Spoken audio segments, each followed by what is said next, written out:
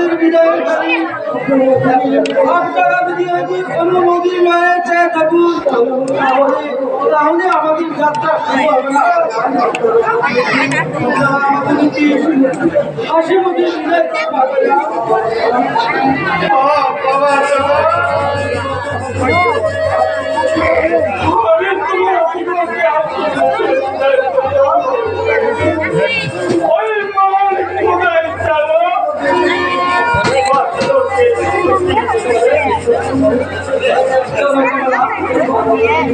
বিদায় আমরা বিলম্ব না করি আমরা স্কুলে চলে যাচ্ছি।